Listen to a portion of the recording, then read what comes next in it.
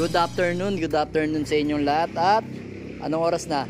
5:12 na. Ayan, binalay ko muna si Brown. Ayan, si Red Pepper dahil hindi makakain yung ibang ibon natin. Kasi napakatao niya dyan. Masyado siyang bulaos. So ayan, si Red, si Peter Bian. So inahayaan lang natin muna. Mamaya naman, marami pang patukayan eh. So itong mga ibon natin na yan, pinaroronda na rin natin, kapapasok lang din. Then yun nga, naglagay ako ng isang bandera doon mga abel. Dahil yung ibon natin na nasa labas pa is pasaway pa. Ito mga abel, turo ko sa inyo kung saan pupunta yung ibon natin, no. Ayan. Ayun, yun, nakita nyo yun. Teka lang, nakita nyo yun. Zoom natin. Uy, mapasum ka yan. Ayan, nakita nyo yun, isang yun. Ayan o. Ayan o. Ayun o, kitang kita sa ating camera. Ayun, yung ating kapatid ni Jansen. So nandun nga siya. Op, ang labo. Ayan. So nandun nga siya. Tapos si White Feather naman na kapatid ni half brother ni Miss DQ is nandun sa kabila. So hindi ko nga sila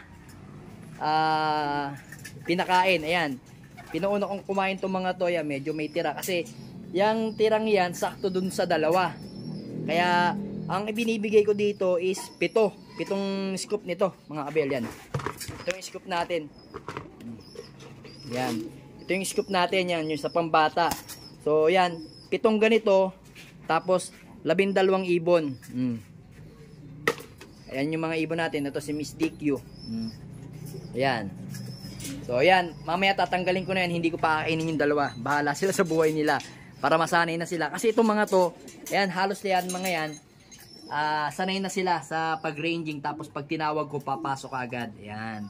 So ngayon dito, masasabi ko, ito kasi rumirekta kagad to sa landing board natin o kaya dito sa bubong natin dito. Dito sila nababa, tapos dito sabay pasok na. Yan, hindi na sila masyado mailap.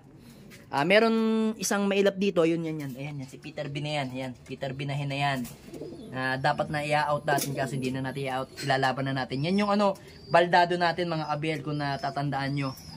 So yun, itong dalawang to. Ayan, isang TGRC KFC at saka isang MPFL. Ayan. Tapos ito yung dalawa, yung bata. Yan, namamara-mara ko na. So araw-araw natin to pinakakawalan. May tape yung kabilang pakpak niyan mga abel. Sige, iwanan muna natin. Ayan, naka-ano rin sila na ihi ng palaka. Ayan kulay dilaw din. O maghapon ko sila pinaiinom niyan. Ihi ng palaka, kaso walang kulugo. Walang combine. Ito naman yung mga breeder natin. Ayan. Ayan si Miss DQ. Ito si Beckert. Ayan si Vandenbroek. Ayun si Peter C. Ayan si Miss Dugyot. Ayan yung ibon natin na yan. Yan yung nanay nung ating mga nililipad ng North and South na si Peter B. Cock at hen. Yan yung nanay. Ito naman yung tatay. Yan. Ito yung tatay si Peter B. Yan. Yung Peter B natin. So kung mapapansin nyo mga abel, kaya ako nilagyan ng pugad, tapos timba, tapos pugad uli. Kasi ito, di ba, winali natin yung asawa niya. Ito. Ano ba asawa nito? Si Miss, ayan pala, si Miss Nikki pala yung asawa niyan. So ngayon, nakakaisang linggo na siya dito. So ngayon, sinusubukan natin siyang parisan nitong ibon na to. Yan. Yan, ni Vandenbroek. Ayan, Vandenbroek. Gusto ko kasi yung Vandenbroek para long distance na may speed yung ibon. Ayan. Yan, itsura niya, kita nyo. Ganda. Masum. Ay, masum. Yan. Yan yung ibon na yan, napakagandang ibon yan. Direct kong binili yan kay Sir David Lim. Inbreed Vandenbroek yan. Yan yung yung anak niya yung pasaway ngayon na si checkered na White Feather at saka ito kapatid niyan. Ay, yung anak niyan, yan, dark check na yan. Medyo barako na, medyo tamad nga lang lumipad kasi medyo malaki katawan. Napalaki ata natin masyado yung katawan niya. So yun nga, yun ang gusto ko sanang i-breed. Kaso nagdadalawang isip pa ako dahil yung performance nito, yung anak ng performance nito ni Miss ni Dugyot. Napakaganda. Yan. Napakaganda ng performance ng mga anak. Lalo na sila nung nag-derby na sila, lalong bumilis yung ibon.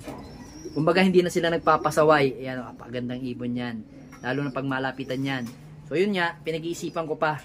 So patatapusin ko muna yung karera ng North namin. Bago ko isa lang, yan si Dugyot or ito si Vandenbroek. Yan. Pinagpipilian ko silang dalawa. Pwede rin naman to. Ay hindi, si Miss, si Dugyot pala to. Si Miss DQ pala to, nalilito ako kay Dugyot at saka kay Miss kay Dugyot at Miss DQ. Ayan, nalito na ako. Miss DQ at saka si Dugyot. Ayan, nalito na. Tapos ito naman yung Peter C natin. Peter C na may pasok na Johnson to. Ito yung nanay nito. Ayan. Magnanay silang dalawa. Oh, ha? Ang galing, di ba? So, yung anak niyan na si Dugyot na yan, ito naman yung anak niyan. Ayun, oh.